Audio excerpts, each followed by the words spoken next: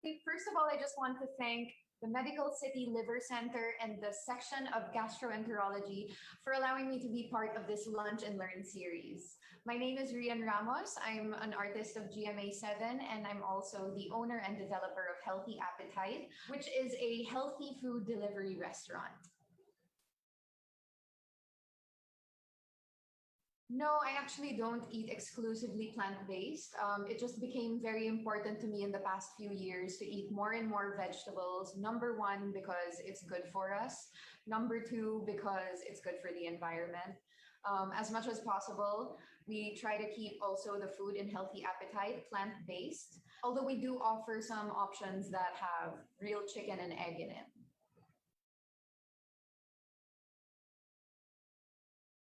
Physical activity is very, very important to me. I love to stay active. I love to try and burn a few calories here and there.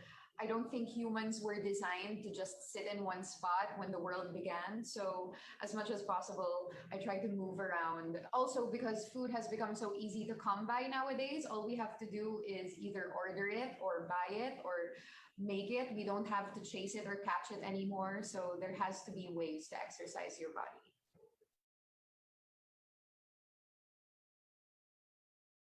For very busy people, I think it's still important to prioritize just even giving 10 to 30 minutes of your day man lang para magpapawis.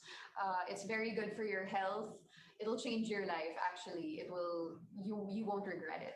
What I like to do is when I wake up, even if I'm just wearing my pajamas, I don't change into gym clothes anymore because it's a waste of time.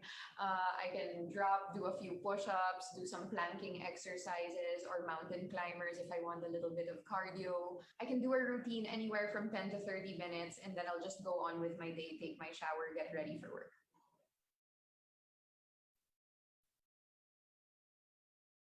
A couple simple hacks that I can suggest so that you can eat more plant-based foods is number one, before eating your main course or something, try to get full on a salad or some other side veggies that they might have so that yung natitira na lang, I mean, you still get to eat a little bit of, I don't know if you want some kind of meat or some kind of dessert or something like that, pero at least, especially if it's the first meal of the day, the first thing you put into your body was vegetables, something that you can really get nutrition from and something that your body can really absorb.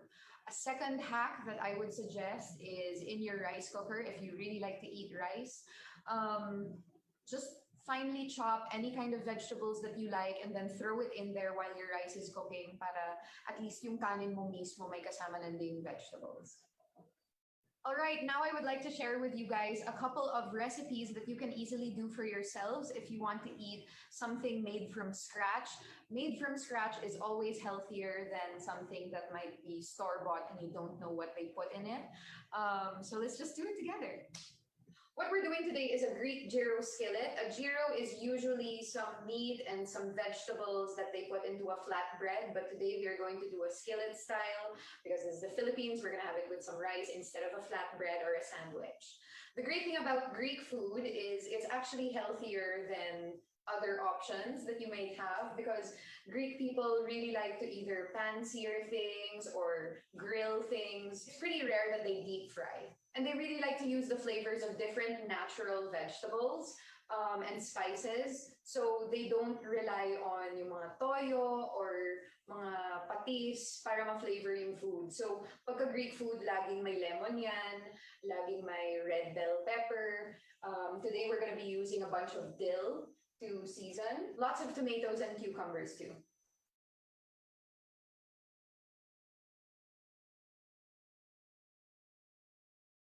So now that I have all of the ingredients laid out, we're going to start with the chicken. So everything is para sa inyo, para lang sa presentation for you guys. Handa kaming maghugas ng maraming pinggan today. Dami nito. Okay, so we're going to season the chicken first. We're going to be adding 2 cloves of the garlic and then 1 teaspoon of oregano into the chicken, and then we're gonna season with salt and pepper.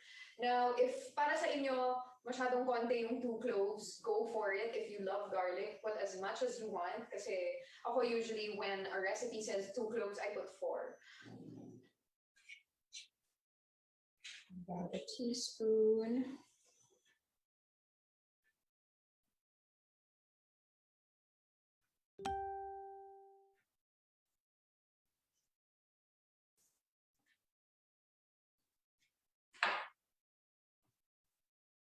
And we're gonna mix it. Now that the chicken is prepped, we're going to put some olive oil into the pan, about 2 to 3 tablespoons. And then we're going to saute the chicken with the garlic. Just make sure also that your pan is on medium heat. So just make sure to sear the chicken on all sides, and then also it's very important that you cook it for about 8 minutes to make sure that the chicken is like really safe and cooked. We're also gonna brown it a little bit.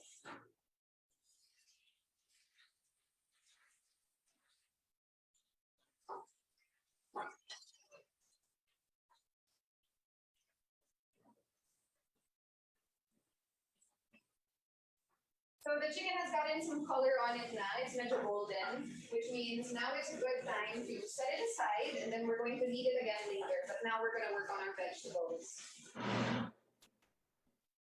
Yeah, that's good. You can just add a little more olive oil to the pan, and then we're going to put in our onions. And then bell peppers. And then we're gonna wait until the onions become translucent. Personally, I really like if bell peppers are a little bit overcooked para lumambot siya.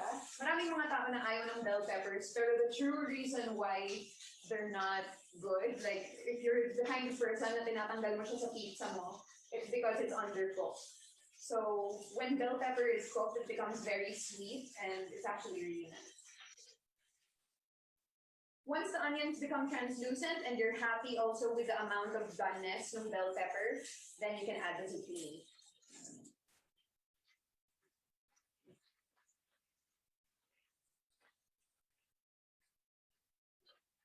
After about 5 to 7 minutes, the zucchini will have softened and lumabas na yung mga juices niya. And that means your vegetables are ready to be placed onto the side again.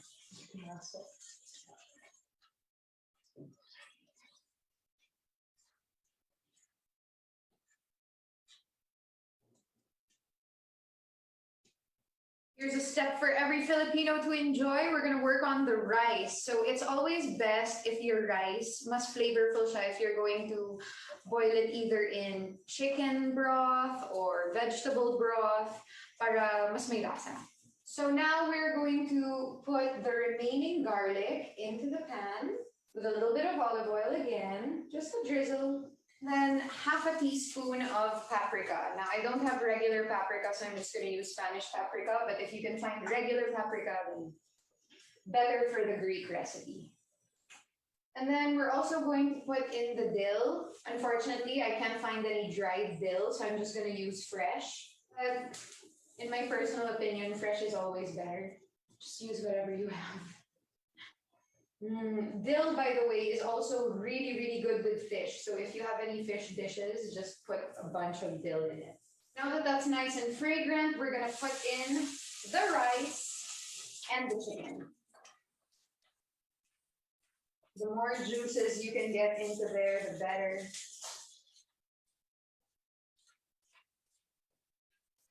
Now that the rice is done, just add back in your vegetables. Now we're gonna take half the lemon and then just squeeze in all of the juices. I'm just using my hand as a strainer to catch all of the seeds.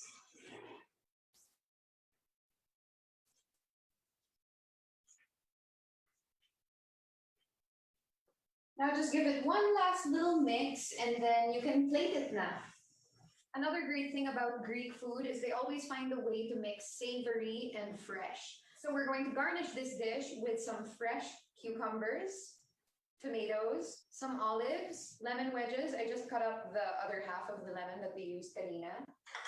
And I always find a way to add cheese to every dish. So we're going to also add some feta cheese. And there you have it, our Greek gyro skillet. Looks really good. I think we really skilled it.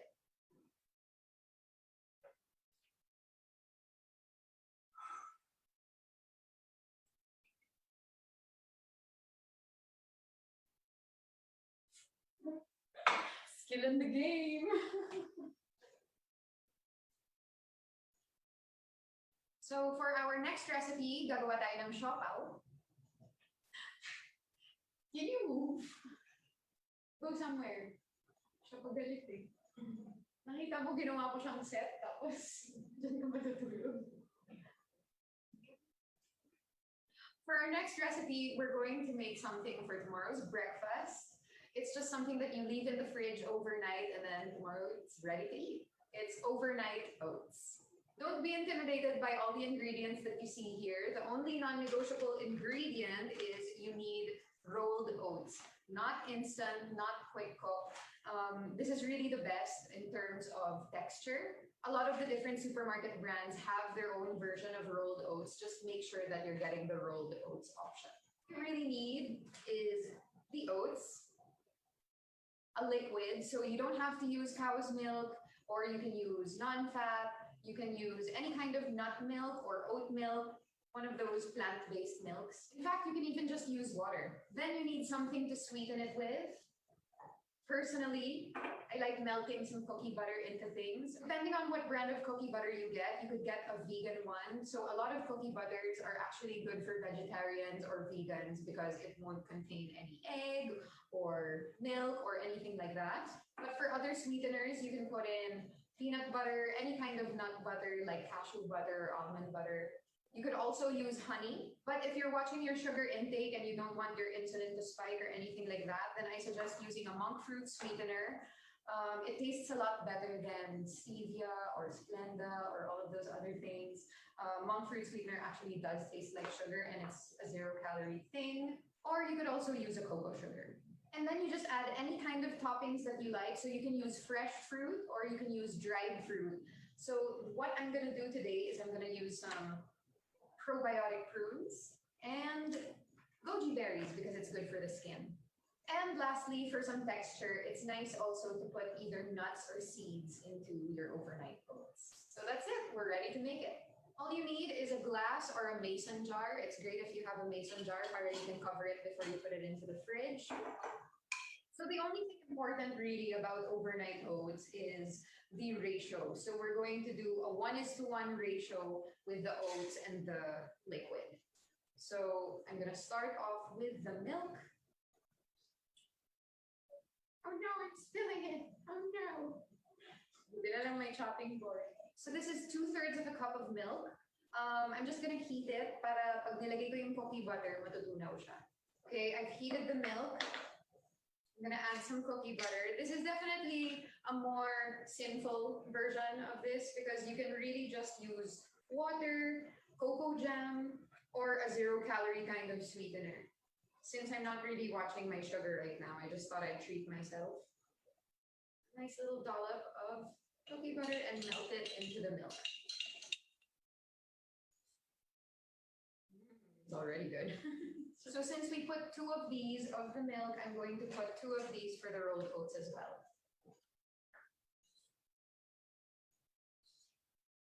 I'm just gonna chop up a couple of these probiotic prunes.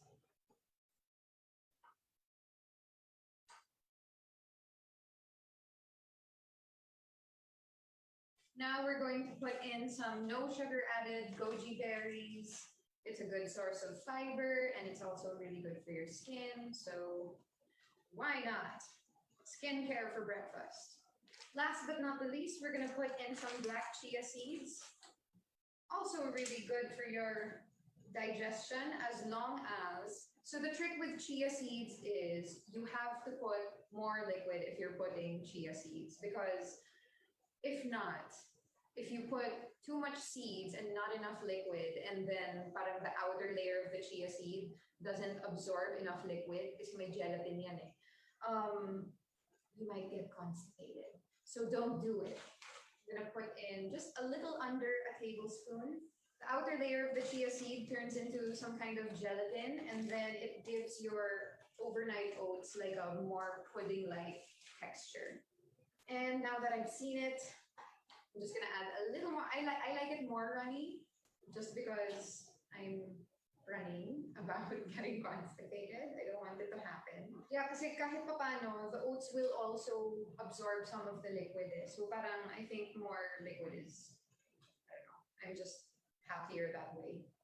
For safety, i-ano nyo na lang, 2:3 ratio. I'm so excited to wake up to this. Oh, now I'm even more excited to wake up to this.